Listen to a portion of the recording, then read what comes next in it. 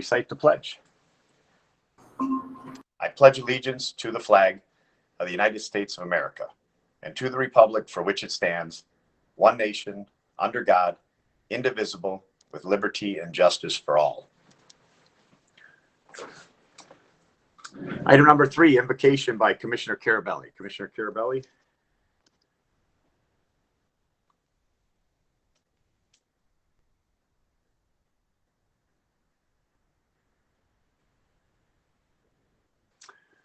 Mike, do we have Commissioner Carabelli with us? He is logged into the Civic Clerk system. I'm just looking now to see if he's having any connection issues in the Google room. Can you hear me? Yes, there you go, Jim. Thanks. You're up. Thank you, Mr. Chairman. If we can bow our heads, Lord, as we gather today at this virtual meeting, we ask that you will be in our midst. Help us to make decisions that would be pleasing to you. Help us to be able to discuss the matters at hand in a reasonable way and to be willing to give up having our own way. God, let this meeting be productive and as it should be in all cases and areas of our life. Help us keep you in the forefront of our minds as we work at the residents' business today before us. Amen. Thank you. Amen. Item number 4, adoption of the agenda. Can I get a motion to adopt today's agenda? Romano says to approve the agenda. Support Carabelli. Thank you. I have motion and support. Please vote. Mr. Chair, Mr. Yes, Chair, I have a question. Yeah, go ahead, Commissioner Hall. On item 8, the DIA discussion of recent media reports, is that for information? Yes, it is. Thank you very much. That's all I have. Thank you. All right, any other questions? If not, please vote.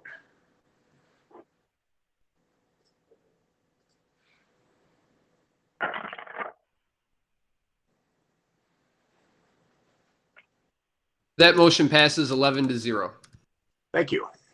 Item number 5, approval of minutes dated July 16th, 2020. Can I get a motion for that? So moved, Kraft. I have a motion. I need support. Support Romano. Thank you. I have a motion and support. Please vote.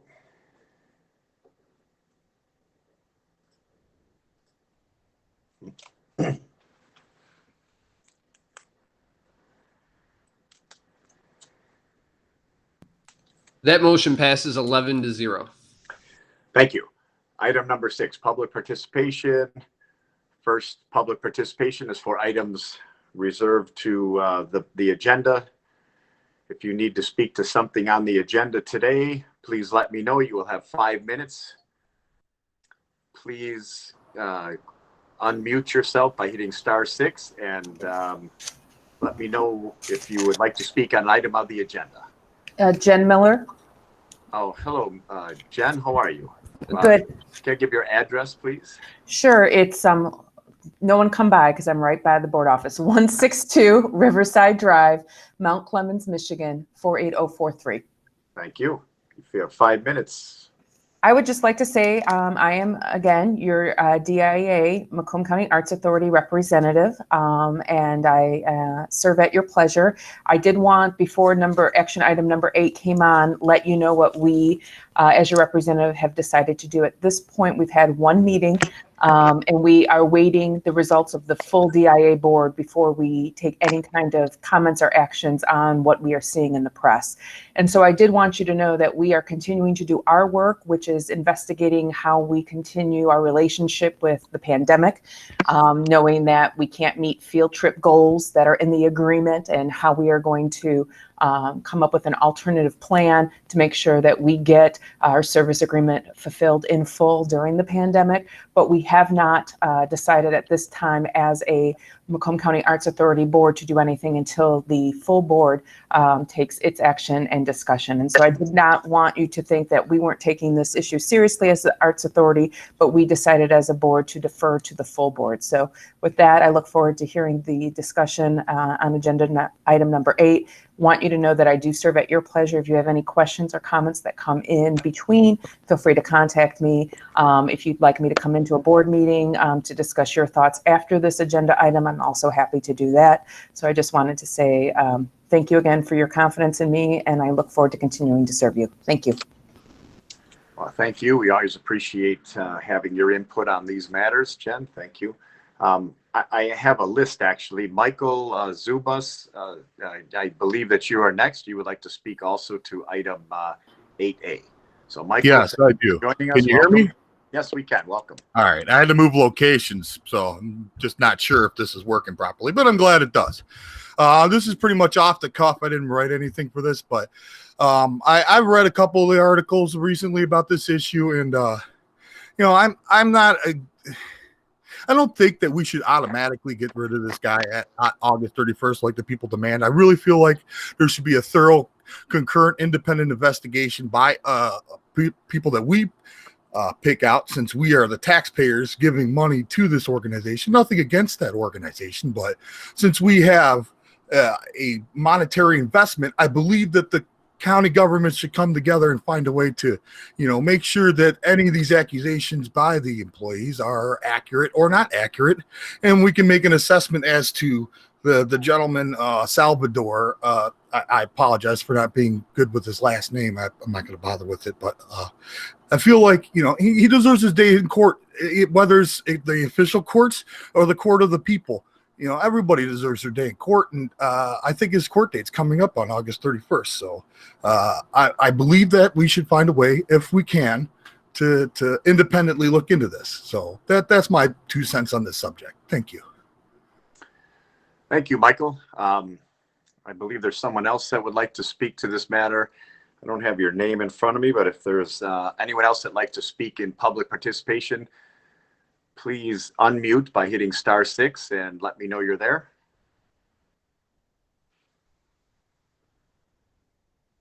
You're muted, sir. You're muted. Oh, Joel Rutherford, I believe you might have been up for speaking. Joel, if you're there, you would hit *6. Thank you, Chair. Sorry. I lost it from the agenda. I'm not sure of the item, but I just see these items for COVID-19 that are being done, especially the couple $100,000 it looks like that was on the agenda as far as office equipment. What my concern is this: I'm not seeing the testing that's needed, especially in the Black community. If you look east of Gratiot and Mount Clemens, say around the Jermaine Jackson Community Center, Quinn Road on Clinton Township. I know I live in Warren and south of 696. What I'm concerned about is, it doesn't mean that it's bad that the money's being spent, but where's the testing? Because especially in the Black community, we're being affected and impacted in such a terrible way. I would really like to see money allocated so that more testing can be done. The city of Detroit was able to partner with Ford. They got vehicles to do mobile testing and things. With the big 3 that we have within Macomb County, I would think that would be an easy process to do, because everybody doesn't drive. And in certain, areas, certain communities and things, that's something that would be helpful. So what I would just like to see is basically more testing being done. And I'm not sure if that's a specific agenda item, but I see there is a lot of money that's being spent in that way. Thank you. Thank you. And just so everybody knows, there's no responding to public participation. So just want to let you know, we're not being rude. We just can't respond to you in public participation. So any other members of the public wishing to speak on any agenda item? Going twice. Any members of the public wishing to speak on any agenda item? You'll have another opportunity at the end of the meeting to open this up to any item. And final call for public participation. All right, we are going to close item 6, public participation. We're going to move to item 7, correspondence from the Office of County Executive. We will just talk about the COVID, the purchases, all the stuff that's coming on item 9. So that'll be their correspondence, I'm sure. So we'll close item 7 and go to presentations. Item number 8, presentations, Detroit Institute of Arts. First, we're going to have a receive and file motion, please. So moved. Kleinfeld. Okay, I have a motion. Support, Leonetti. Thank you, Commissioner Leonetti. So all of you, Commissioner, are aware we sent out, the different articles and the accusations and the things going on around the Detroit Institute of Arts. And we only thought that it would be fitting to allow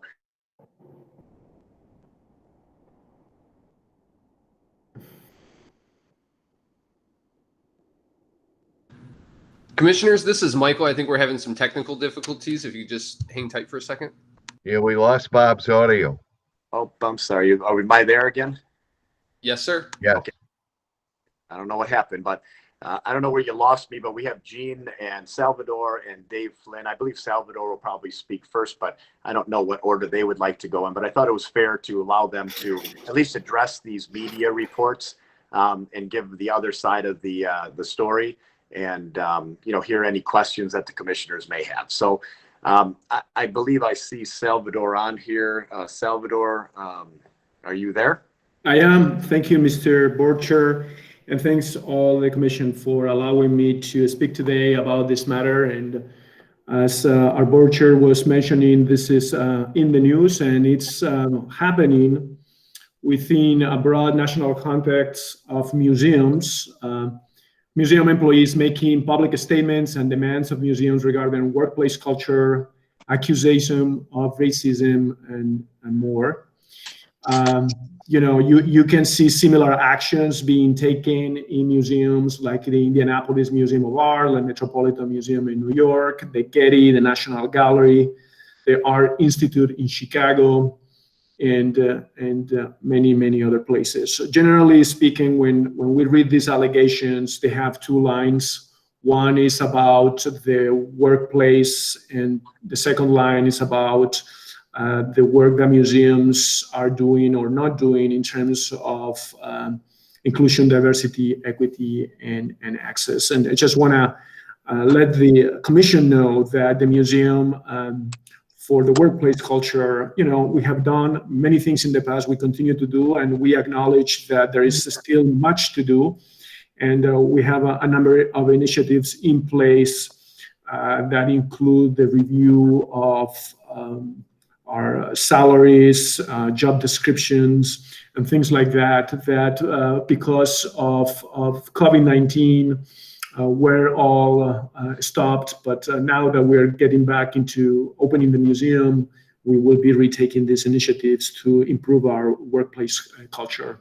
In terms of the idea, inclusion, diversity, equity, and access, again, I recognize that the museum needs to do more about this, and especially quicker.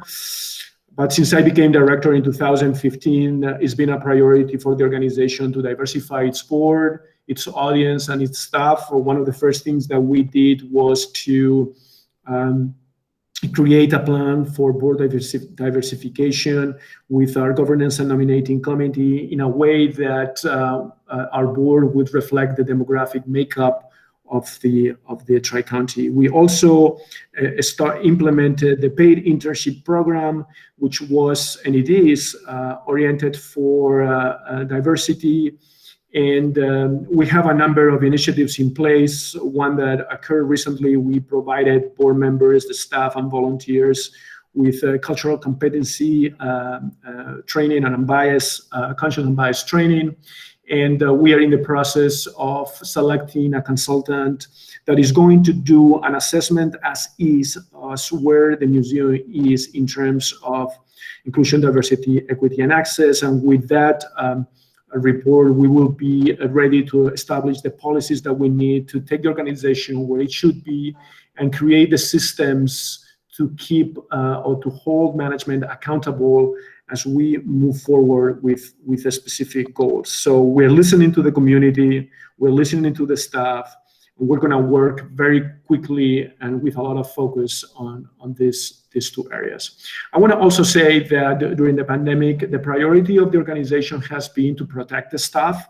We wanted really to keep all of them on board, and so when we will reopen the museum, we were ready to continue serving the residents of Oakland Wayne and Macomb County. So especially, to serve them at the highest levels.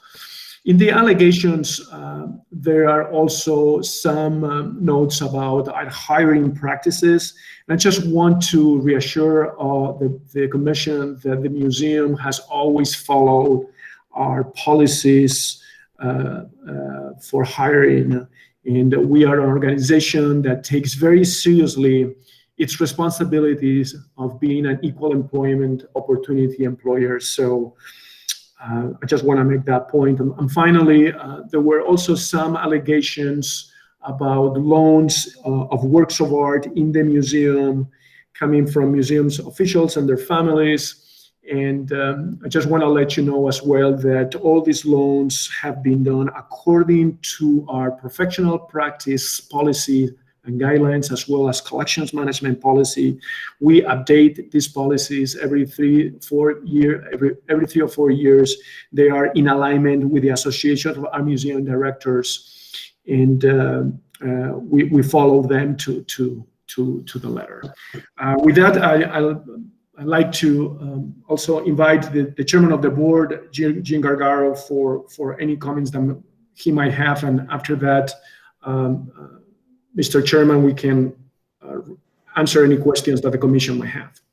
Thank you. Yes, Gene, if you're there, we'd be happy to hear from you next.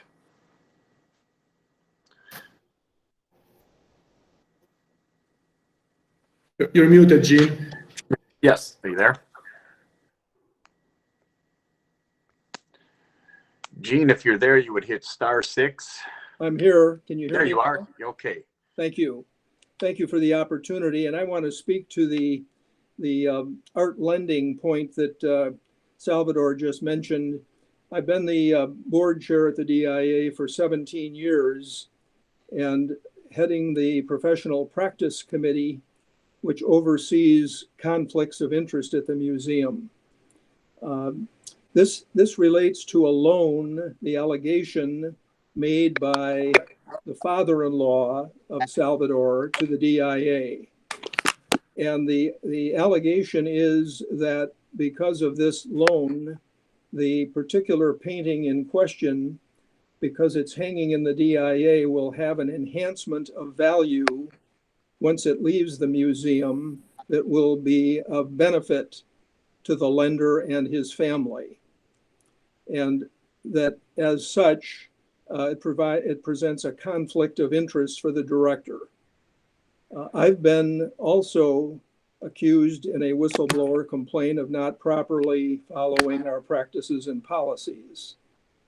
I will tell you our policies and practices with respect to this loan have been followed to the letter. The director informed me about this loan. The lender informed me about this loan. Our practice and policies require disclosure in the event of a conflict of interest. I've represented lenders to the DIA for many, many years, not only to the Detroit Institute of Arts, but to museums around the country, the National Gallery, the Metropolitan Museum. This issue about enhancement of value has never, in my experience as a lawyer for lenders, ever been brought up to any of us.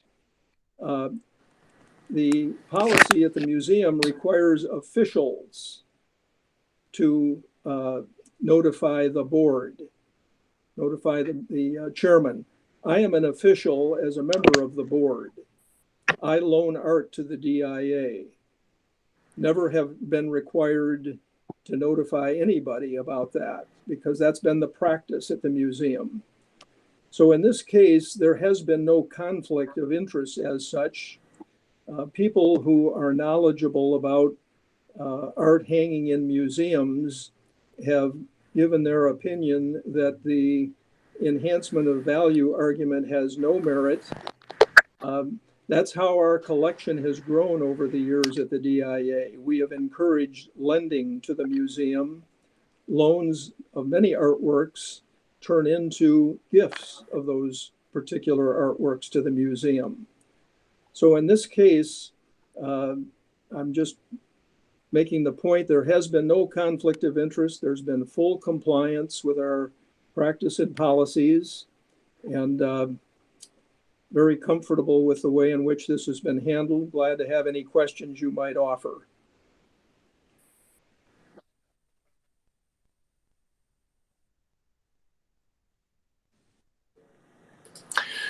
Okay, thank you, Gene. I'm going to, we have two commissioners, and then I'd like to speak also, so I'll wait until they're done. Commissioner Drolet, you're up first.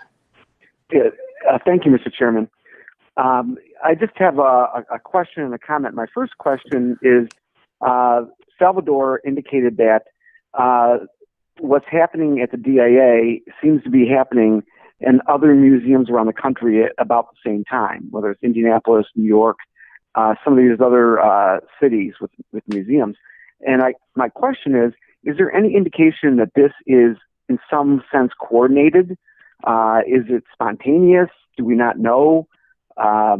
Is there any indication of some organization sort of coordinating these efforts nationally? So we don't know. We don't have information about that we can share with you. I would say that in our case, these allegations are coming in a different fashion than in museums like the Getty, the Art Institute of Chicago, the Guggenheim, or New York Metropolitans. These allegations are coming to the DIA anonymously, while in other museums, there are a list of individuals with their names and their positions making allegations to the leadership in the organization. So to answer your question, we don't know if this is coordinated. And to enhance the answer is the allegations to the DIA are, for the most part, anonymous. We don't know from whom they come. Okay, thank you. My comment is that the issue of diversity and inclusion is, of course, very important. But I want to note that diversity isn't just about ethnicity or cultural or ethnic heritage, but it's also about social and cultural and socioeconomic considerations and geographic considerations. And I want to, for example, the average person's interpretation of what art is meaningful to them may differ for people who live in Birmingham than people who live in East Point or Sterling Heights or Romeo or Macomb Township or Mount Clemens.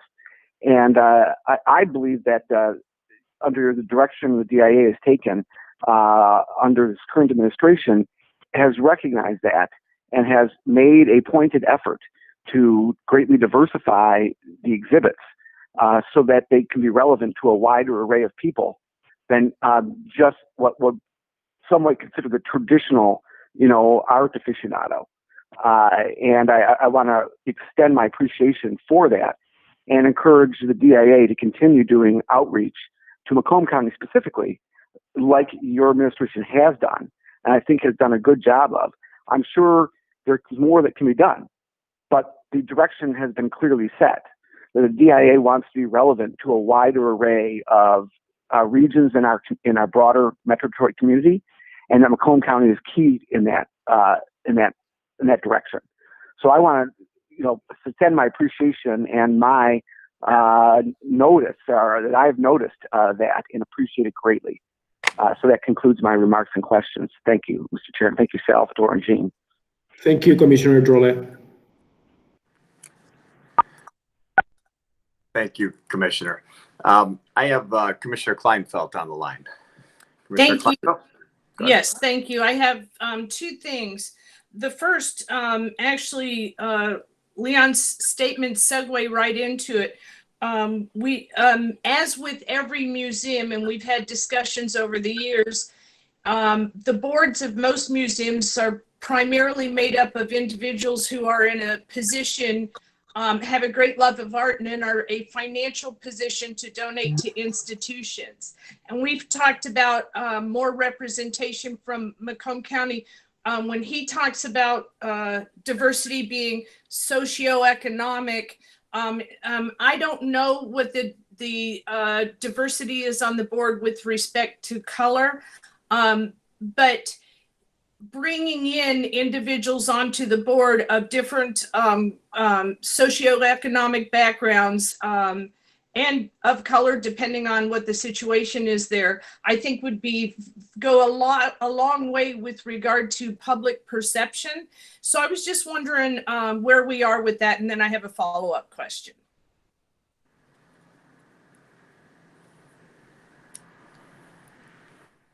Jean, would you like to answer it?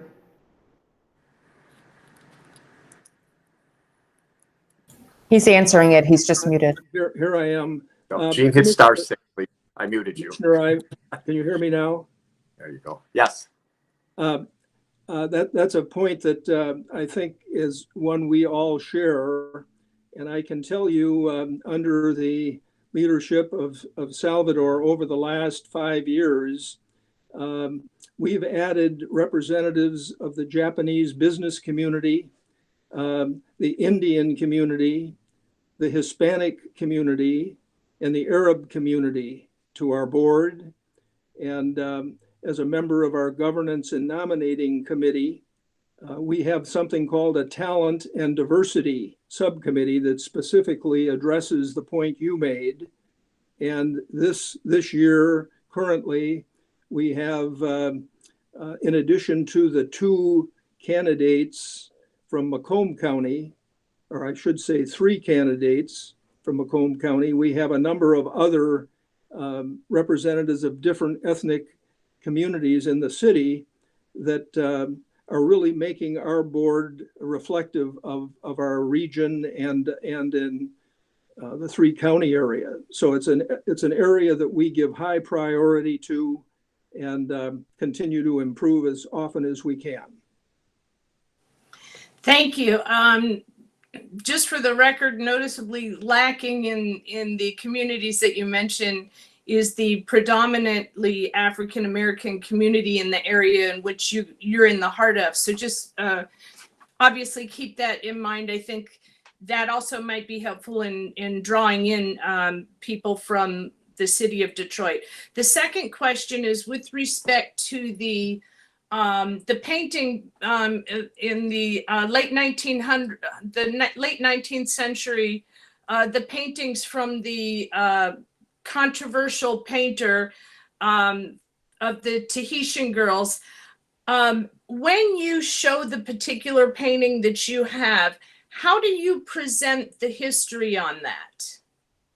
That's probably for Salvatore. And yeah. Thank you. Yes, thank you for the question. This particular painting is not in the collection of the DIA.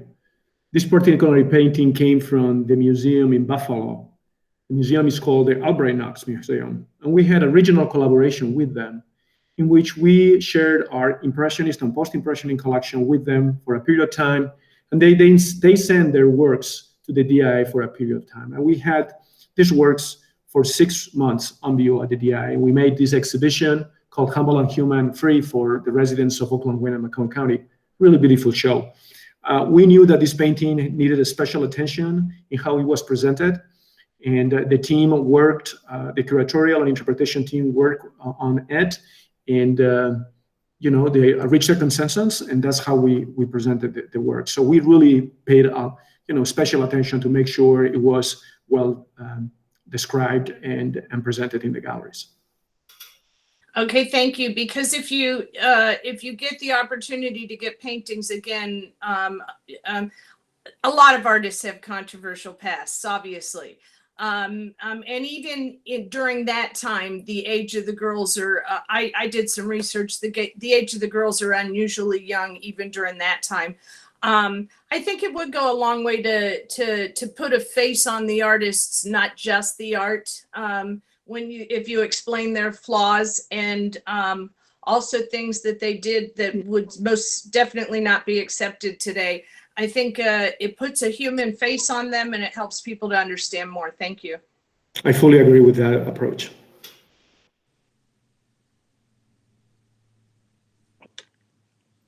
Thank you, Commissioner Kleinfeld. Commissioner Brown, you're up.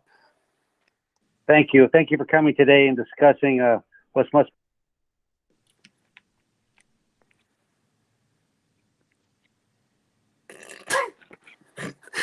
Commissioner Brown, I think I muted you. I'm sorry. Yeah, all right. I'm back. Thank you for coming in. It was only that easy in person. I'm sorry. Yeah, exactly. Yes.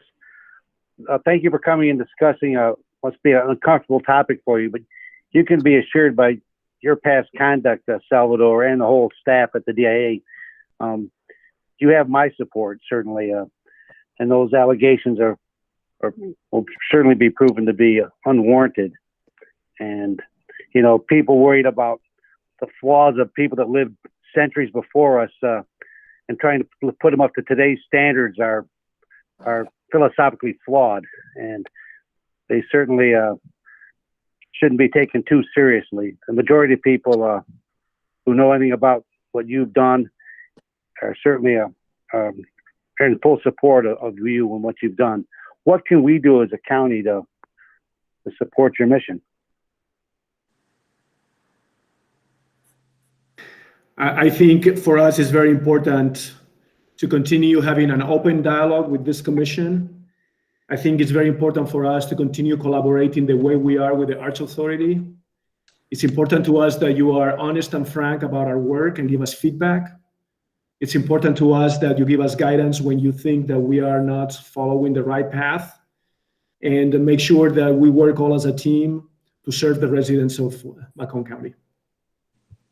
That's right, and it's the perfect example. I mean, Commissioner Gillette and I were both initially, before you arrived, very critical of the conduct and the management of the DIA. But since that time, a lot of discussions been had. You've come on board, changes have been made, and you know, the results have been great. I mean, great relationship. DIA's turned around. You're doing a lot more outreach to the community, doing all the things that we were once critical of. Are now we're partners in support of what you're trying to do, and well, we'll continue that. And that's a mark of your leadership, which speaks to your character and the whole management team down there. And people would do well to remember that. So you have my continued support, and wish you well in your endeavors. Thank you. Thank you, Commissioner. Thank you. Thank you, Commissioner Brown. Commissioner Leonetti. Thank you, Mr. Chair. Good to see everybody. Couple things. I do want to kind of reiterate a little bit what Leon said. I mean, I do agree that this administration has gone a long way to making art a little bit more accessible, maybe pop art in a way. You did the Star Wars exhibit. The intentions were to do the automobile exhibit. And I think those things are very important to drawing people in to understanding art. You know, I tease Salvador about my favorite artist, Theodore Jargalt, and I bet you no commissioner knows who he is and even knows what he's famous for doing. But, you know, all of us don't know art. You know, I don't know much art except a few pieces like that. So it's important for what they've been doing in terms of, if you want to call it diversity. They're not necessarily, it's opening it up so that people have an appreciation for art. And I think this administration should be extremely commended for that. Now, I don't know, and this is just a question. I mean, what about the Charles Wright Museum of Art? Do you guys do any kind of joint efforts with them at all? Is that something that has ever been done or explored as a question? Absolutely. That's a great question. We have, for the first time during my leadership, had a partnership with the Charles Wright Museum, and that was for the exhibition Detroit 67, that we partnered with the Charles Wright, and we also with the Detroit Historical Museum. And for that partnership, the three organizations won the Peninsula Award, which is a very important award here in Michigan. We continue to work with them. We establish a number of programs together during Black History Month. And then we started a program to work together into, managing and fighting illiteracy in the city of Detroit. So there's a number of initiatives that were put in place and that are translated in a number of programs that we've done. This all happened when the director was Juanita Moore. Now we have a new director, Neil Barkley, and I sit down with Nick Barkley every month for lunch. We talked about possible collaborations. He's still kind of new here in the city, and with the situation right now with the virus, our relationship have strengthened. I started to have a meeting with him and others on Fridays. We're helping each other on how we are managing the COVID-19 situation, so we create a safe cultural district. And this has been a great partnership. I mean, and we need to continue working on it, because I think there is a number of things that the Charles Wright Museum and the DIA can benefit from working together, and it's a priority for us. Okay, well, that's good to know. I was wondering about that, and I'm glad you answered that question. Again, gentlemen and Jen, just keep up the good work. I mean, you guys are doing good work, and I can always tell you as an attorney, when I represent plenty of people who are accused of things or looked at in a certain way, and just stay the course, be honest, and keep doing what you're doing. You're doing a great job for the area. I appreciate it. Thank you, Commissioner. Thank you, Commissioner. And just for everybody's information, I mute you if you haven't muted yourself when you're done speaking, because after we get 2 or 3 people on, it distorts everybody else from talking. So I know some of you might have been wondering why you keep getting muted. I don't have any other speakers.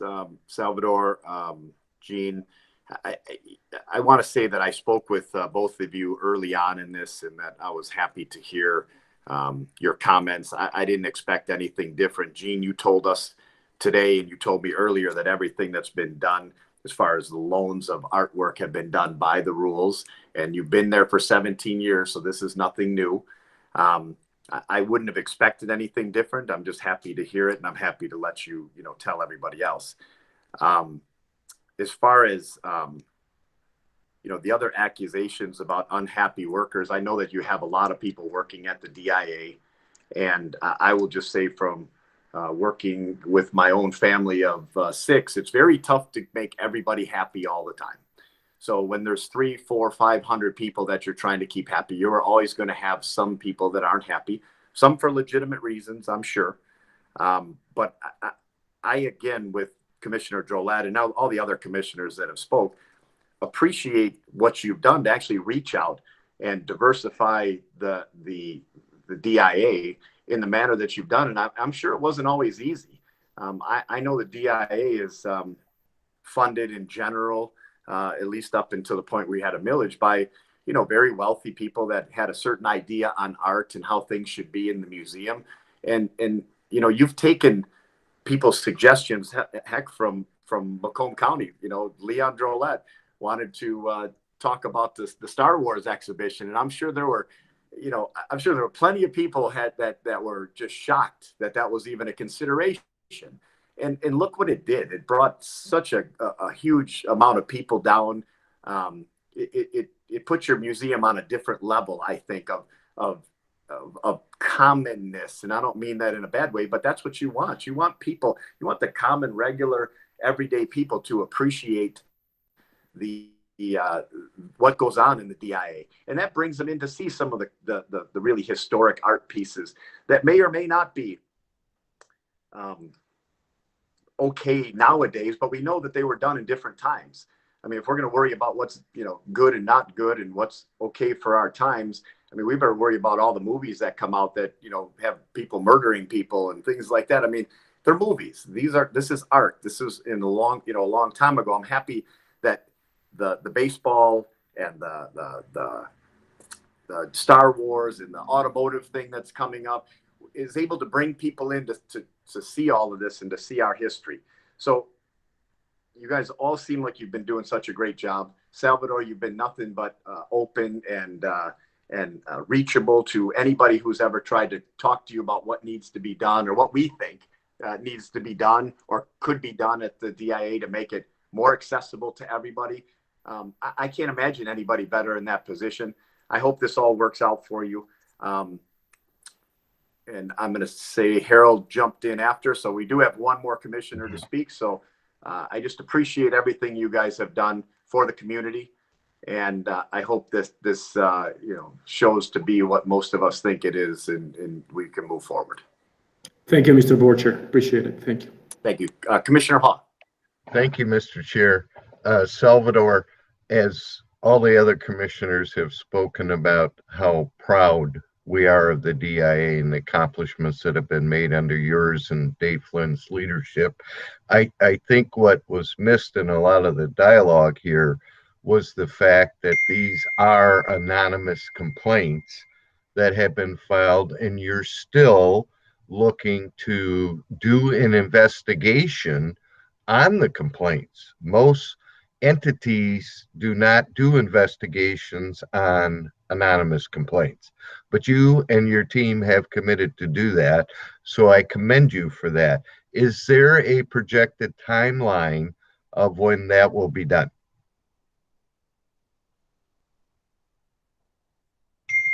That was a question. So, yeah, see, absolutely. I'm obviously not involved in the investigation. But I know it's underway, and as soon as we know a little bit more of the timeline and the results, we will keep this commission informed. Thank you. And I guess I would think that's not me. I guess I would thank the chair for putting it on the agenda. That's all I have, Chair. Thank you, Commissioner. I'm going to check one more time. I believe you were the last speaker up. Yes, you are. So we have a motion to receive and file. Again, I want to thank Salvador and Gene for showing up and talking to us. I'm muting somebody. I don't know who you are. But thank you for showing up, and we'll look forward to hearing from you again soon as this progresses. So we have an agenda item on the floor. Please vote.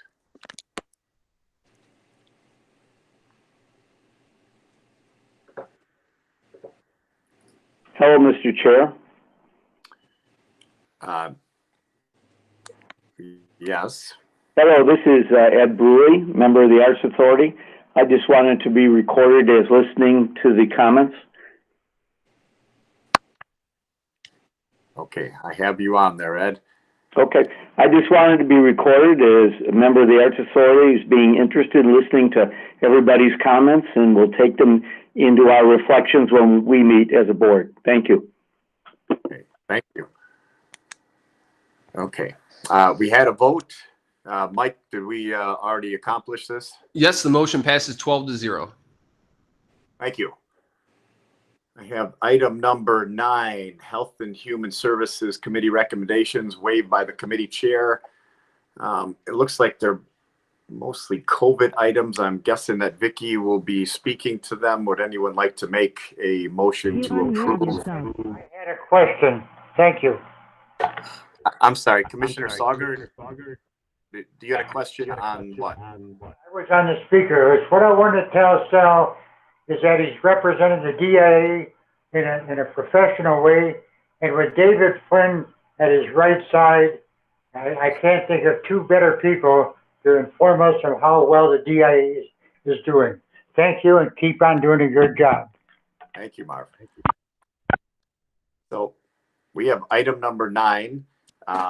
So moved, Mr. Chairman. Are you going to move all of them, Commissioner Carabelli? That would be correct. Support, Kleinfeld. Thank you, Commissioner Kleinfeld.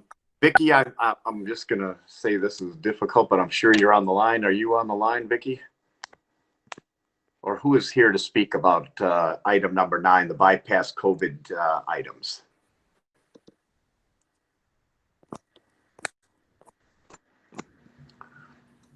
Commissioner, this is Bill Radella.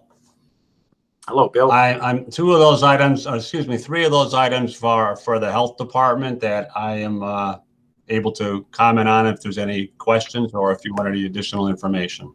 Well, since these are bypassed items, I wouldn't mind if you commented on those items specifically. You don't have to go into a full amount of detail, but since they haven't been looked at in subcommittee, I would like it if you would at least give us a general overview and tell us which letter that you're speaking of.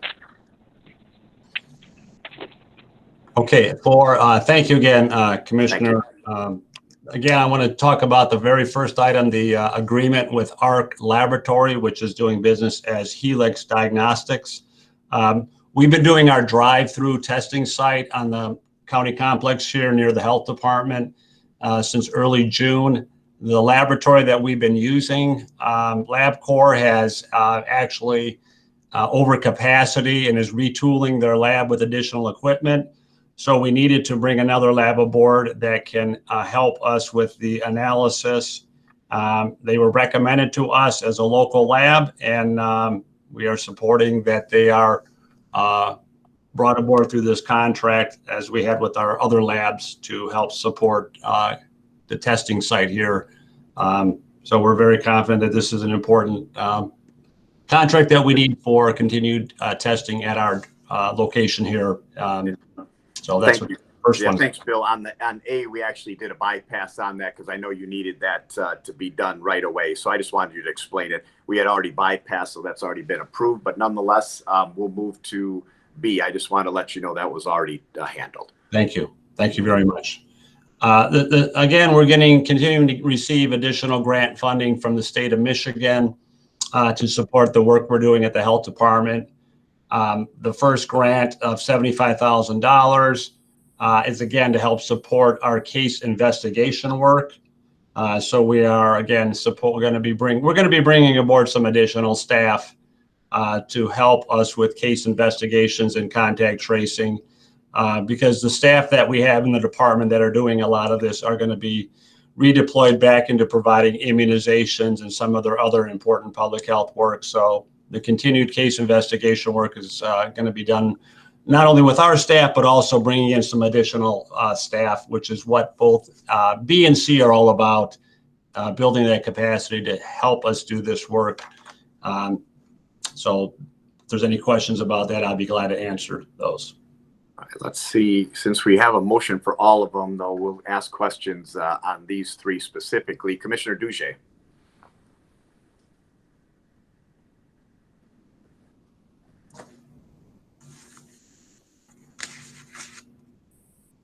Commissioner Duge?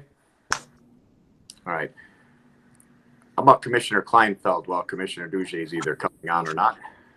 Okay, thank you, Chair. There was a, I was looking at the agenda details and I didn't see a dollar amount on the testing, but I thought maybe it was when I signed off on the bypass. I thought I saw a dollar amount. And since a member of the public specifically asked about us spending money on testing, it looks like what the paperwork says is just the cost per test, but I thought we had a ballpark on how much we thought we would be allotting for that. I see the amount per test that we provide. The funding coming out for the testing is coming out of the CARES Act dollars. So I don't remember the exact amount of money that was dedicated, but it's a considerable amount of money that we're not only supporting the test site here, but also the congregate work. Recently we've entered in an agreement with Wayne State Physician Group to do some mobile testing. So that is something that we were going to be speaking to others in the community to engage more community testing. And Mr. Rutherford, I'd be very happy to speak with you at some time soon about some thoughts that you may have related to that. There's also some action going on where there's going to be testing in the cities of Roseville and East Point. This is an initiative that the state started back in May, and we are working with them. They've identified a couple of sites, one in Roseville, and I think they're still looking for a site in East Point. But hopefully they will be getting those sites set up for more neighborhood testing.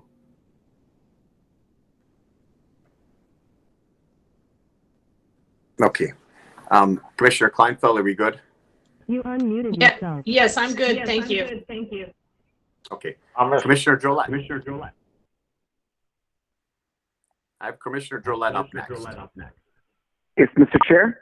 Yes. Yeah, my questions relate to items F and G, the food program vehicle. So I don't know if there's anybody available.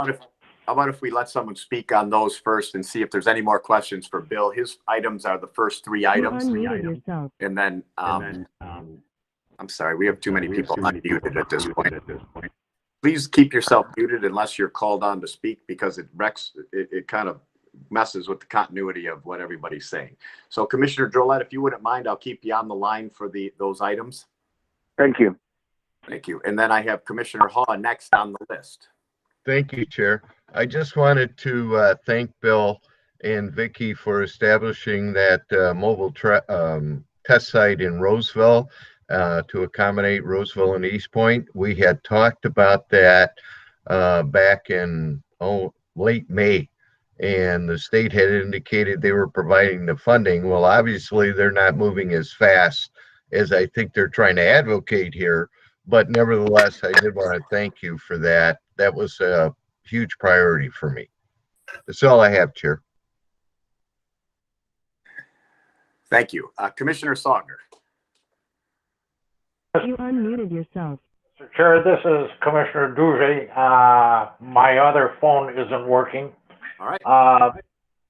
But that being said, I'd like to, first of all, agree with Mr. Rutherford on public participation about testing in various areas in the county. And Bill, is there any more action on getting testing done in the south end of Warren? Thank you. Yes, Commissioner, as I said, we still have MyCare providing testing on 10 Mile between Van Dyke and Mound. That is one of our locations that we worked with, and MyCare Health Center is doing testing. But again, as I mentioned, we're just recently entered in the agreement with Wayne State Physicians Group. So those areas are on our list to try to find a location that we can do testing. Somewhere probably between the 8 and 10 mile area, between Hayes and DeQuinder. So we have more community testing. So more to come on that, Commissioner. You unmuted yourself. Thank you very much for the information, and we'll be in touch for more areas that need to be addressed within Macomb County. Thank you very much for all you've done so far.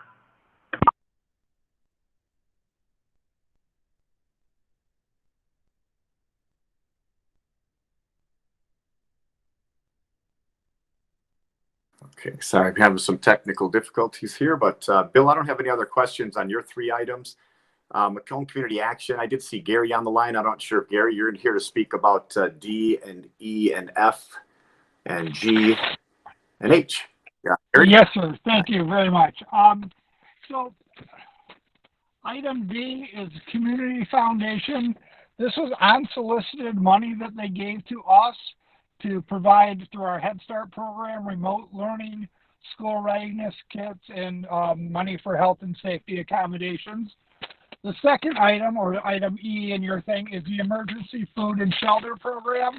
Currently, we have 2 phases going on with them, and they've added this third item, additional funds. Again, this is in response with the CARES Act to COVID. An additional $139,777, and that's going to be spent between food and rent and mortgage assistance for people that face evictions. Item F and G is a vehicle purchase. This is using county CARES funds, and at the food warehouse, with the additional food we're bringing in, we needed another vehicle. We chose a vehicle that matched one we currently have that is able to be insulated van body so that we can Hulse cold food and keep that safe. This went out. The county has a 3-year bid with Signature Ford for the body. So this, even though it's not listed as a non-bid item, this is an established bid that we have with them. And the fourth item, or final item H, the temporary food, emergency food assistance program. This is not COVID related as such. This is just additional money, $97,121 that has been added to our award to provide assistance in distributing the commodities. And I'm happy to answer questions or go into further detail if anyone has any. Thank you. I have Commissioner Drollet on the list. Commissioner Drollet. Thank you, Mr. Chair. Thanks, Gary, for the brief explanations. My questions are related to the vehicle purchases. I understand we are funding these through the CARES Act, which is providing the money to buy the vehicles. Is there any concern about future long-term costs associated to maintaining and operating the vehicles once the CARES Act money runs out? This is Ernest Covey from Macomb Community Action as well. I'm happy to take that question and just give you a little context. As you may have noticed, with our Meals on Wheels program, we've really faced extra increase in demand. But also, as you may know, we usually rely on a host of volunteers around the county to conduct that program. And having extra vehicles has been one of the ways we've continued to provide that daily service while dealing with the volunteer shortage. And so we have these vehicles. We also have some vehicles generously donated to us from Fiat Chrysler Automobile on a temporary lease, because once we couldn't use the volunteers, we had to restructure the entire program. And we expect to see those impacts from COVID go on into 2021.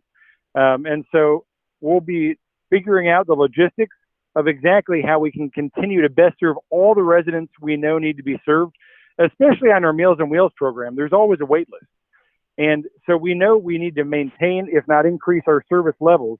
And without the heroic effort of Macomb County residents and volunteering, we know that will require more vehicles. However, regardless of any projection for increased vehicles on a permanent basis, because of the usual replacement of these hotshot vehicles, as we call them, with that heated and refrigerated back chassis, we would need new purchases for our fleet maintenance anyway in the coming years. So there will not be concern about the maintenance costs for this added vehicle, to the extent that we already are in the process of fleet maintenance and acquiring new vehicles like this. And in addition, just a note for the commission, we're all grappling with the impacts of COVID going forward, and one of those has really been our volunteer base. So we had some residents, part of the greatest generation, in their 80s. They were volunteering for us 4 days a week. And whether they want to come back or whether we feel it is safe for them to come back are two considerations. We've had volunteers asking to come back, and of course, we've made what we have thought is the safest call for everybody involved, our staff, our volunteers, and our elderly homebound clients. And so it's important to remember, as we recover from COVID, as we move forward with the plan, and as we set a new normal, a volunteer shortage is a very real likelihood in 2021. So I just wanted to use this item for a second to remind you of the tremendous effort it takes to run our programs, and the fact that Meals on Wheels historically has had hundreds of volunteers doing a daily effort to make sure we reach into those homes. And so just a reminder for all the commissioners, while you get caught up in a lot of these budget items and our programmatic items, as far as what you can do to help us in this important work, in addition to your advocacy and in addition to your outreach to make sure your residents know about our services, help us to look for new volunteers and help us inspire a new volunteer movement among new retirees and residents around Macomb County. That will really be the lasting investment in sustainability that we can help make for a full COVID recovery. Well, thank you for the explanation. I appreciate it. A follow-up question I have is, what is the service life of the average vehicle that's purchased by the department for these purposes? Is it 5 years, 6, 7? Any idea? That's a great question. I know our fleet manager could answer it. And I know we work with the county Department of Roads to help maintain these vehicles and the fleet. And Gary, you may have a sense of the maintenance, but I know it varies for every individual vehicle and their service life and their wear. And I guess the final question might not be something that you folks can answer. It might be something that finance department can answer, or I don't know.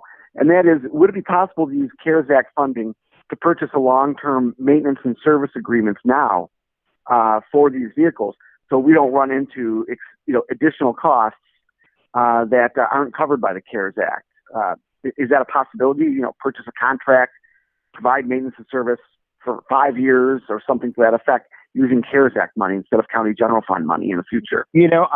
I think it's a great idea, and we always want to make sure we're looking forward. However, in this instance, I think this is one of those examples where we do rely on our finance department, the Office of County Executive, and our Corporation Counsel to help us correspond and wade through all of the logistics with these requirements that are incumbent upon us when we receive these funds. In most cases, they must be encumbered for expenses and work that will occur in this year, especially with a lot of the additional CARES funding. It has to be spent out by December 31st, 2020. And at least at face value to me, it seems disingenuous to have spent it on a long-term contract beyond its intended use. But if it is allowable, of course, we want Macomb County residents to receive all the dollars that they're entitled to. And as you said, we are looking for ways to invest into Macomb County that will have a lasting impact. As all the commissioners have noted, this isn't going away in 2021, and we need to be prepared to respond and adapt to the new and ongoing needs of our community. So if there ever is an opportunity to purchase something that will have lasting value, we'll certainly consider it. I would leave it to the Office of the County Executive to determine if purchasing a long-term maintenance contract is allowable under those regulations. Thank you. I anticipated that it would be somebody in the finance department or something that might be able to answer that question. But clearly, the vehicles themselves are going to last more than to the end of the year. So we're already investing in capital and vehicles that are going to go beyond the scope of the CARES Act, which ends at the end of the year. So I would wonder if it's possible to then upfront buy now a 5-year contract for maintenance that goes along with that. And might want to encourage that you check with somebody in finance or the exec's office to see if that is indeed possible, because it might help us down the road, keep maintenance costs down. Commissioner So Drollet, if that's something you can check into, I appreciate it.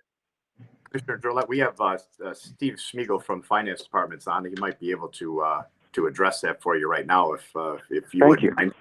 Steve, are you there? Yeah, good afternoon, Commissioners. Hi. Generally speaking, the CARES Act does not allow for the prepayment of future year expenses. It'll pay for current year purchases and any kind of maintenance agreement that may go with the current period.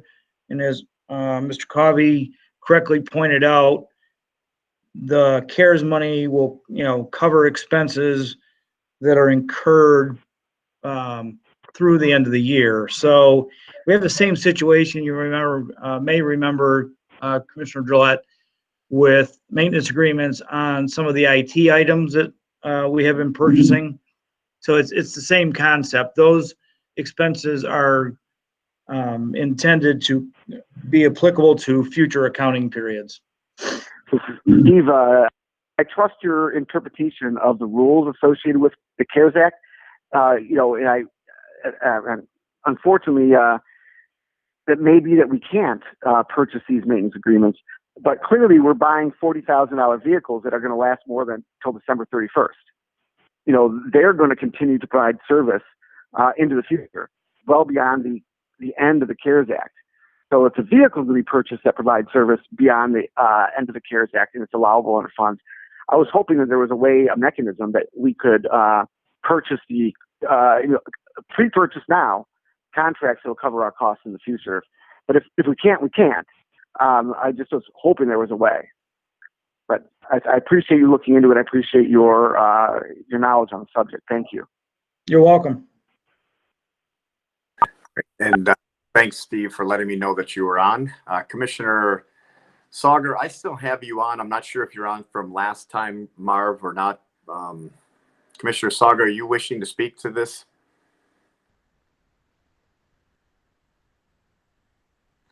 Okay. You unmuted yourself.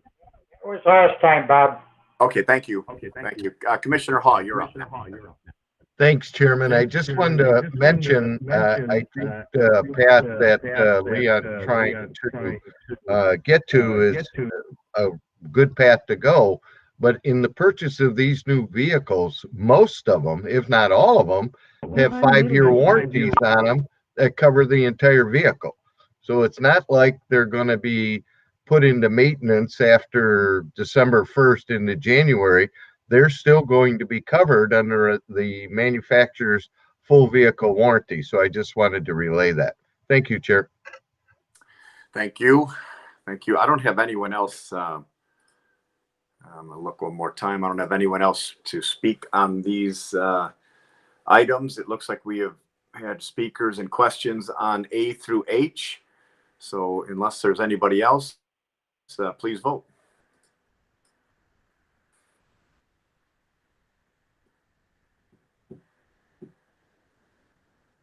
And thank you, Ernest and Gary and Steve.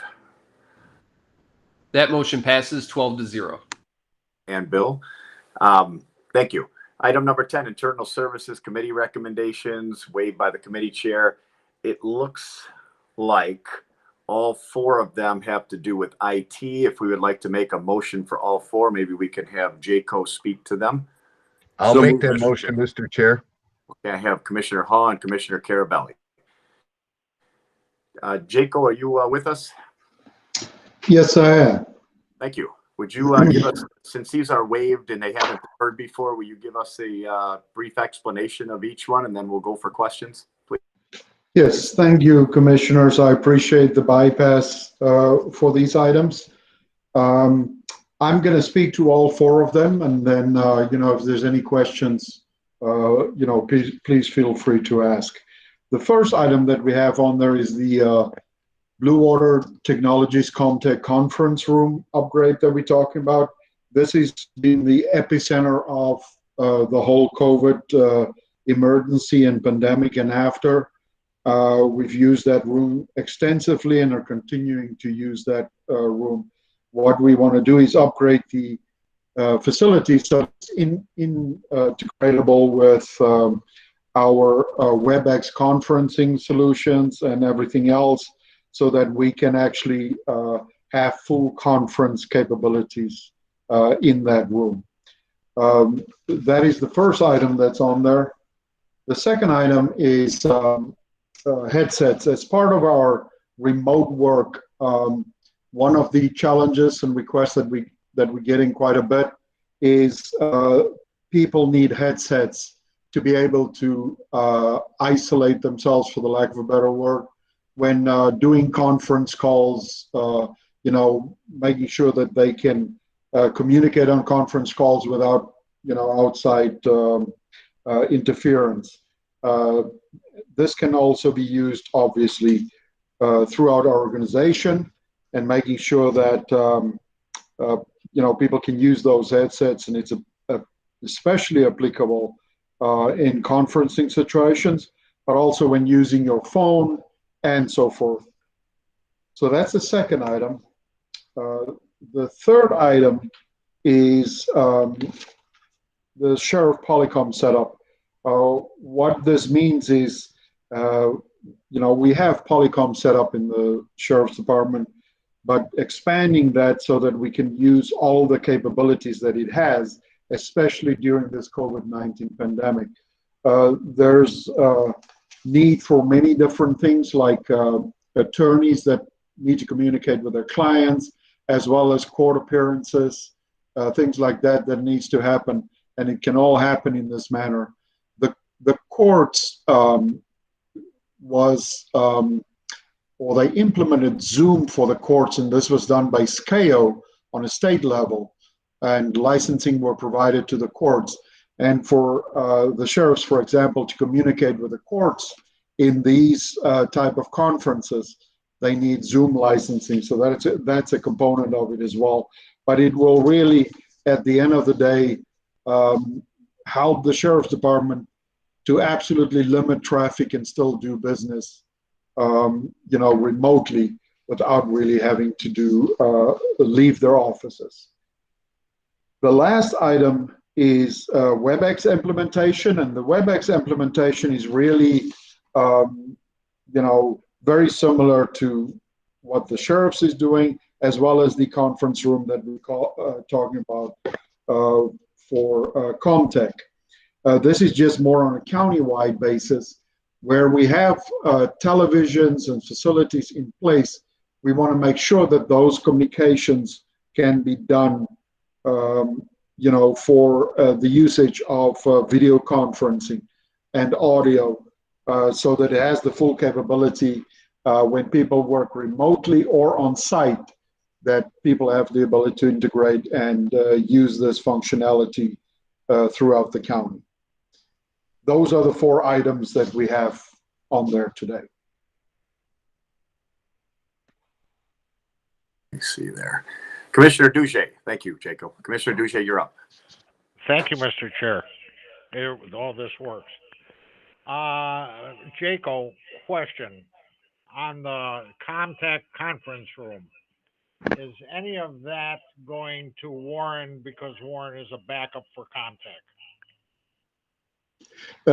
When we talk about the Comtech conference room, it's not going to Warren. It is that location, so that when you're in that location and you have web conferences, that you can communicate from the equipment, all the equipment that's in that facility. I'm talking specifically that conference room and so forth, that you can communicate, through web conferencing and so forth. Obviously, when Warren, if and when Warren is involved in any of those, it's available in that facility. That does not include Warren's physical location as well. All right. Thank you, Jacob. We'll talk about the updates in Warren at a later time, but thank you very much.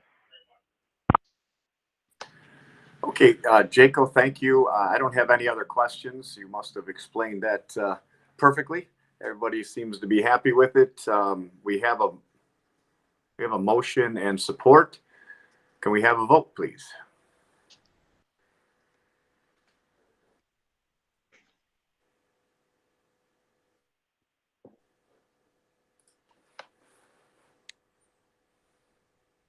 That motion passes 12-0.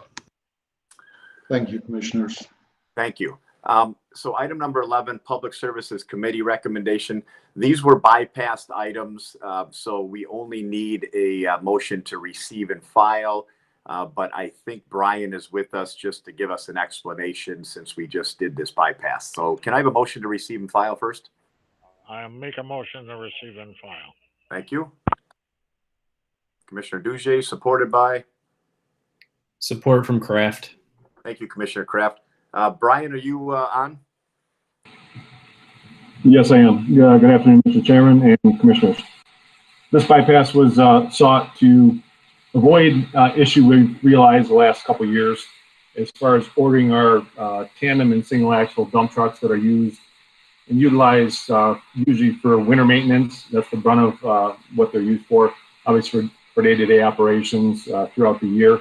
But the issue that we've come across is within a 12-month period, it's taking longer than 12 months by the time we submit the purchase order to actually take acquisition of the vehicle. By the time we get the vehicle, the base of the vehicle, do the build-up that we need to, and actually take possession of the vehicle is beyond the 12-month period. So we have to put a lot of these on carryovers from budget year to budget year. So we're seeking these 5 vehicles to be able to put in and submit a purchase order currently, so we will hit this next fiscal year budget as far as acquisition and fitting into our budget year coming up. So we did start a program a few years back, a 10-year turnover program for our double and single axle dump trucks to have not any of those vehicles be over 10 years. Once they get beyond 10 years, obviously they require more maintenance. And sometimes the acquisition of parts is tough to get for our purchasing department, as we've seen. So, plus they have a higher resale value when we decide to get rid of them at that point also. So, seeking, obviously, the bypass, thank you very much, That's the background of the request. Great, thanks. The bypass has already been done, Brian. This is just an explanation to Thank you. everybody else that wasn't part of it. I don't have any questions here from the commissioner, so please vote on the receive and file.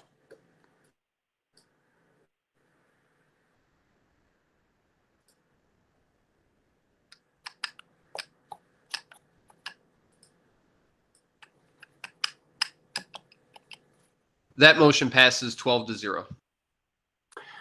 Thank you. Item number 12, Records and Public Safety Committee recommendations, which are also waived, not bypassed by the chair. So need a motion to approve budget amendment for Circuit Court, Michigan Department of Health and Human Services grant. You unmuted yourself. Support by Okay, I have you, Sauter. Mr. Sauter. Okay, I have Commissioner Sauger and whom? Someone give me a support. I only heard one. Kraft. Thank you, Commissioner Kraft. I am not sure who's on to talk about this. Anyone from the Circuit Court would like to speak to this item, please? Hi, good afternoon. This is Nicole Falds. I'm the juvenile court admitter, and I appreciate you guys waiving this directly to the board. This was a grant that we applied for back in January to improve legal representation in child protective proceedings. Our plan was to bring it to the board for the budget amendment in March, and things changed dramatically in March for us. So this grant is federal money that is passed through the state, and it's a percentage of reimbursement based on how many cases we have with kids that are eligible for Title IV federal funds to improve legal representation. It requires us to continue to spend what we would normally spend on legal representation, and it just really expands what we do with attorneys and allow them to, we pay them for non-hearing related activities such as participating in family team meetings, trial preparation, those types of things. We'd like to establish a mentor program where veteran attorneys are training new attorneys to represent people in child protective proceedings. And we would also like to pay for training for attorneys that's directly related to these case types. Obviously, we're not on track to spend what we would have spent last year as we've had limited proceedings. However, we had a conference call with the state, and they said we are able to roll this over into the next year and also draw down next year's funding as well. So I'd be happy to answer any questions about this. Well, you must have done a great job of explaining it. And I think you said something about a grant early on. So I'll use Commissioner Romano's saying is that we love grants. Anyway, I don't have any speakers, Nicole, so thank you.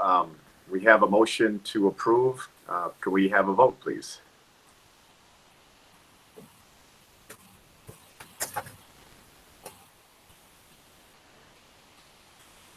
The motion passes 12-0. Thank you, and thank you, Nicole. Item number 13, proclamations. Proclamation honoring Officer Cameron Masajewski. I'm sorry if I'm wrecking his name, but for his heroic efforts saving a choking infant. Is there anyone that would like to make this motion? I'll make the motion, Mr. Chair. Thank you, Commissioner Hawk. I have Commissioner Carabelli. Okay. Is anyone that wishes to speak to this? Chair, I will. The heroic act of this young officer in saving that child's life. That's not me. I'm sorry. I keep muting someone that's unmuting and with you, Harold. Go ahead. It's probably Marvin, but it's okay. I'm sure. Marv. We love you, Marv. This proclamation just recognizes one of the finest in saving a little child's life, and I want to thank Commissioner Romano for joining me in asking for this proclamation to be done. And I would even offer up upon approval, Mr. Chair, if Commissioner Romano wanted to present it personally at the police office, I'd be more than happy to join him. So thank you very much. Thank you. I have Commissioner Romano up next, incidentally. Commissioner Romano.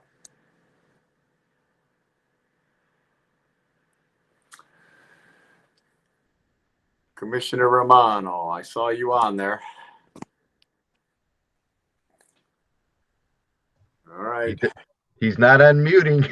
He's not unmuting. Commissioner Romano, I'm going to give you another shot, or you can bring it up and do business if you can figure it out and you'd still like to speak. But I don't have anybody else that wishes to speak on it. We have a motion and support, and I'll take a vote.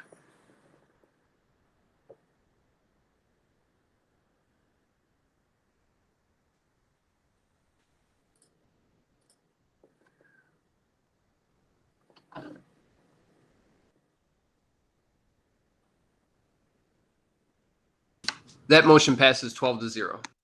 Thank you. Item 14, correspondence. 14A, county news release, virtual Show Me the Money Day event to be hosted by Macomb County. Need a motion to receive and file. Commissioner Haw, supported by. All right, don't make me pick. Who's going to support? Support. Supported All by right, thank you. Colette. Yeah, too late. All right, please vote. To receive and file.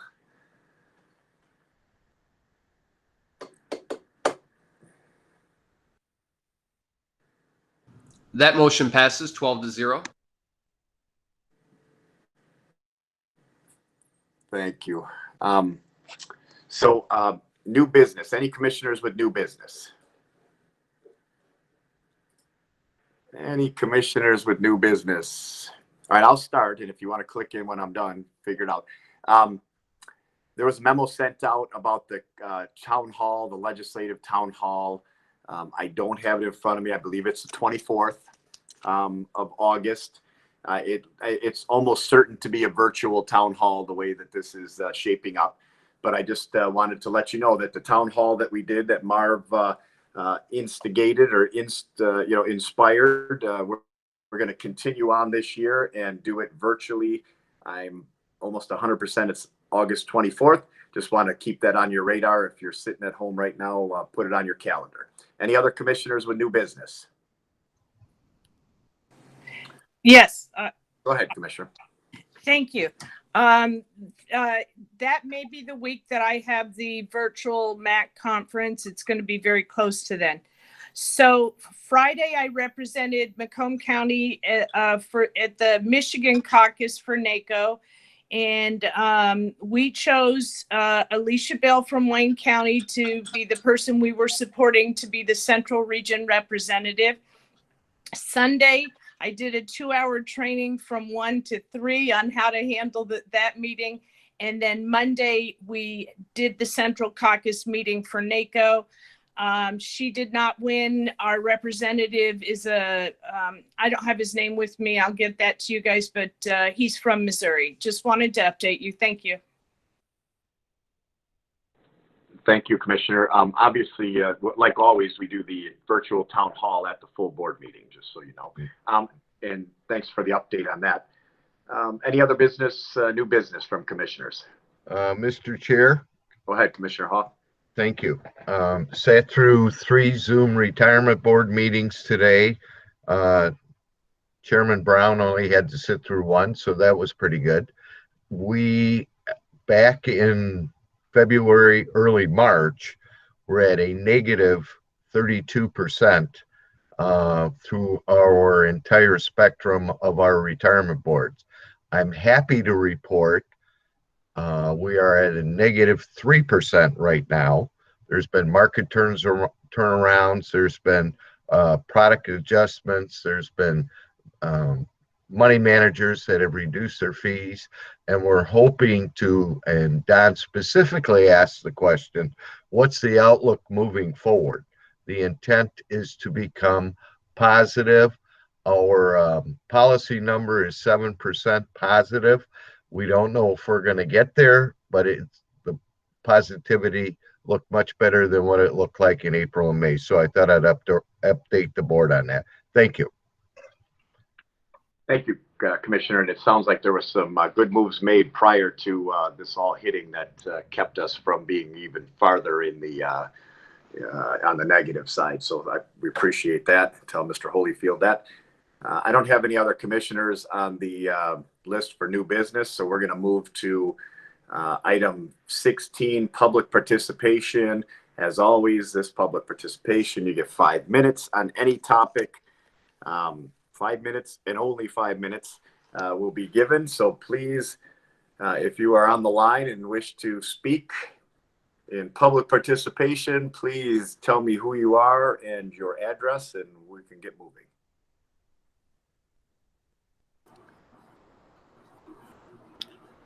If no one else wants to speak, I would like to finish what I was speaking on previously.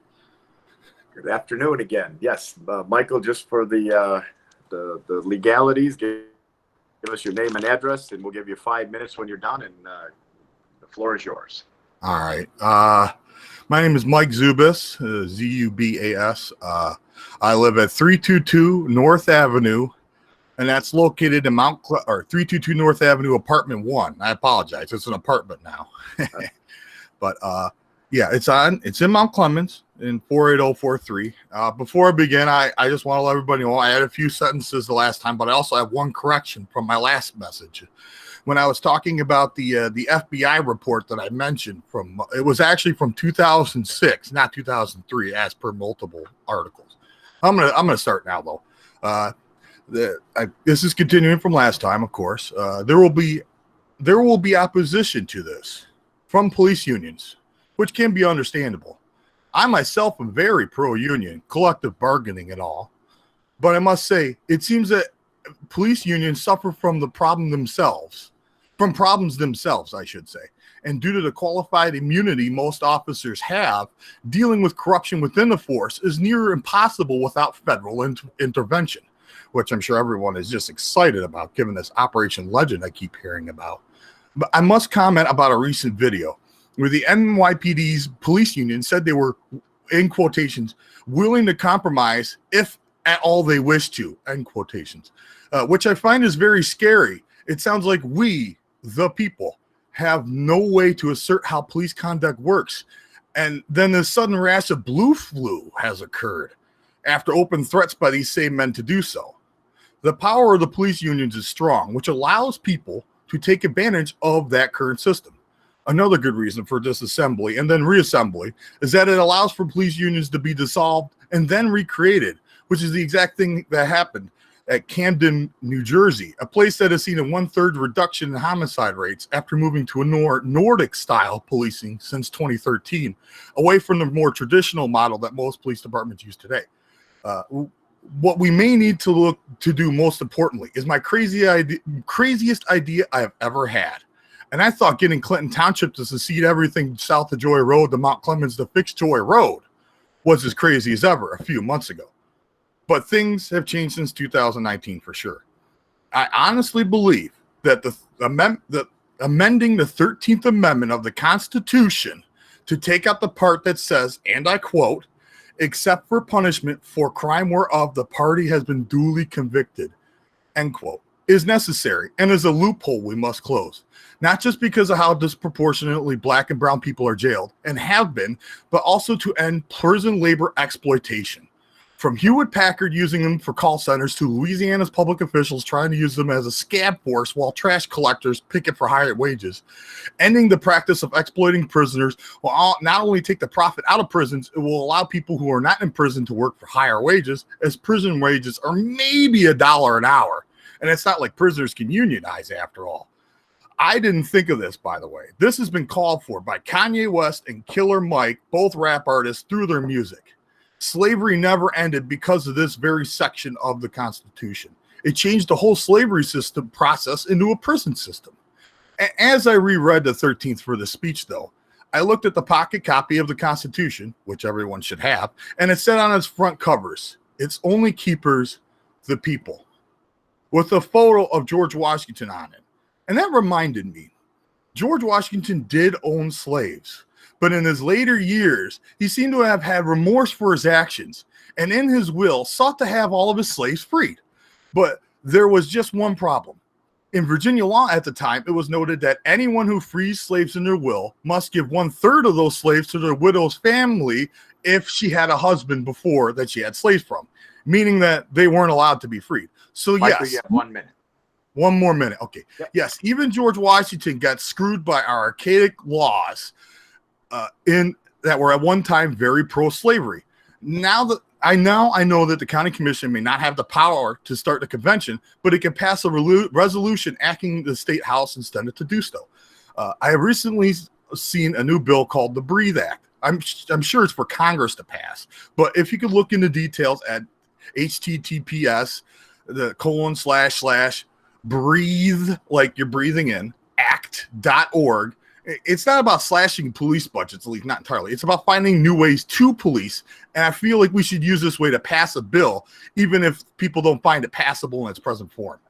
In conclusion, there is a lot to do, but the work ahead will lead to a safer and trusted community that will get the help it needs when life gets you down without the need for a jail cell, at least not at first resort. Jail should become a last resort, as probation tries to do. We need a community a RoboCop would be glad to be a part of, where you might even be able to call him Murphy, as his friends do. One that has cops working with social workers. Not if we can just wrap it up. Yeah, I've got 2 sentences, and I'm done. I'll give you 2 sentences. Go ahead. All right. Well, let me redo this one. So one that has cops working with social workers to not only keep the community safe, but sound as well. Thank you for your time, and I appreciate the extra time a lot. Have a nice day and be safe, everyone. Thank you. Any other members of the public wishing to speak? I think I have one more that might have signed on. Anybody wishing to speak, please unmute yourself by hitting *6. Yes, Chair Smith, this is Joel Rutherford again. Mr. Rutherford, how are you? Yes, I'm very well, thank you. Give us your name and address and you'll have 5 minutes. Sure, Joel Rutherford, 5683 Storrow Court in Warren, Michigan, 48092. Thank you. First of all, I wanted to congratulate the city of Sterling Heights and especially city manager Mark Vanderpool. I was invited yesterday to their first African-American coalition. This was something that we had an African-American issues political summit back in January. It was something that was discussed at that time. They've actually moved forward, taken action to make this happen. Even Warren City Council actually has voted to have a diversity and inclusion commission. I talked with Executive Hackle afterwards to discuss this, and basically he seemed just not interested. So that's why I'm coming to the commission to see if there's a way to get a diversity and inclusion commission, committee, whatever it is you want to call it, because there has to be some way that especially the Black community in this county feels like they have access to people so that issues and problems that are going on in our communities can be heard. Because so far, it just seems like what people see is this, just like the thing you were talking about, the DIA earlier, when people of color come on here, what they see basically is white faces. Now, that doesn't mean there's anything bad, but they don't see any diversity. If they go to Executive Hackle's office, they look at his staff right there. They see no diversity or inclusion there. There needs to be something done that the county shows that it's going to show leadership, that it's going to be out in front of this so that way issues, problems, and things can be dealt with, and also so that there's some feedback, so there's interaction, so that people can learn from each other. Because I feel like what's happened is too many people in the county basically just feel like their voices just aren't heard. And that's sad to me because I see all this about one Macomb, but it's like, it's a great slogan, but I don't think in practice it's really happening. So what I'm hoping is if there's a way that the commission can do something to make something come about as far as a committee, a commission, whatever it is you want to call it, but we need to get some movement on this. Because right now, what it seems like is the impression I got from Executive Hackle was he just wasn't concerned. It wasn't a priority of his. So I'm hoping that, the county commissioners can look at this and somehow take action to resolve this issue. Thank you so much for your time. Thank you for your time. Any other members of the public wishing to speak? Any other members of the public? Oh, go ahead. Someone unmuted. I'm not really sure if you're wishing. Commissioner Smith, can you hear me now? I can This is hear you, Commissioner Romano. I wanted to know that you muted me. That's why I couldn't speak on the last item about the proclamation. Oh, come on. So if you mute me, I cannot open up again. So I wish you'd be a little more careful, Mr. Smith. Okay, well, I've muted plenty of people that have opened their line back up plenty of times, so I apologize. Well, mine wasn't open. I just wanted to thank Harold Hall. Yes, I'd be more than happy probably at the next council meeting to make that presentation with you, Commissioner Hall. As always, we have one of the finest police departments in the state of Michigan, and that act by that one little police officer shows the fact that how well they're trained and how well that we have such a great department. So, Commissioner Hall, thank you for the opportunity to sign on to that proclamation, and it'd be my honor to meet with you at the council meeting, which will probably be the first time in August. Thank you. That's all I have. Thank you, Chair. Thank you. Chairman, thank I'll you. mute you now.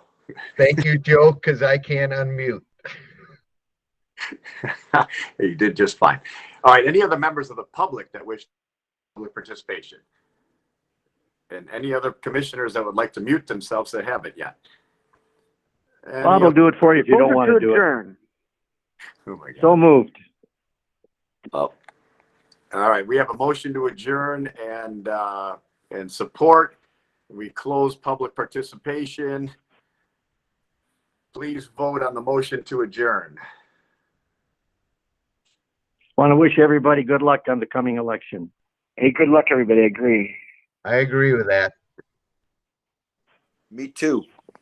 I agree. You too, Smith. And look forward to getting together again for our actual meeting at some point in the near future, because I miss seeing all you guys. I agree. You promise not to talk. I'll be there, Leon. I agree. I can't make unreasonable promises. Take care, everybody. We'll see you soon. Good night, Chair. Bye. Good luck. Thank you.